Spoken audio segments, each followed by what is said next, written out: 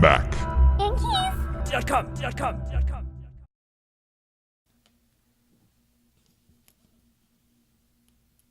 This is an example of the majority of what the keys are on there, like this size right here. And what you have underneath is this plastic scissor hinge that's attached to the key underneath. So what you're actually doing is you're separating this hinge from that key when you actually slide the tool underneath. So let me see if I can give you a side view of this. You can kind of see that right there, how it drops right there.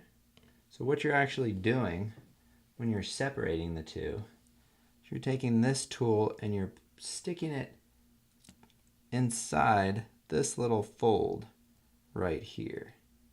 And then when you press in, that snaps that right off.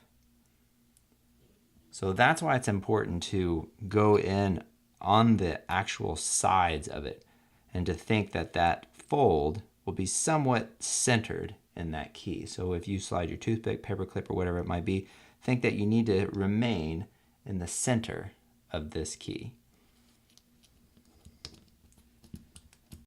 Let's remove the I key. Put your spudger or whatever you're using underneath the front there like that. And what we're trying to do here is we're just trying to wedge this up just a little bit to be able to slide something underneath this key and the plastic bracket underneath it. So just pull it up enough, and now we can remove this. And as we slide this over, you're going to want to put your finger here, and then it should just snap right off.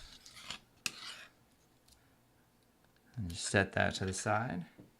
To remove your plastic bracket, key bracket, just start at the top here, wedge it underneath right there. And then you can do the same on the opposite side.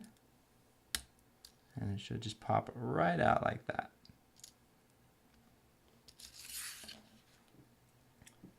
To replace, put in your new I key.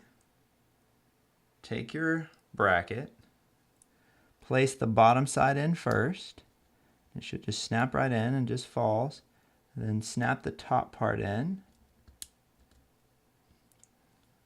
You can test the bracket just by checking to make sure it hinges up and down.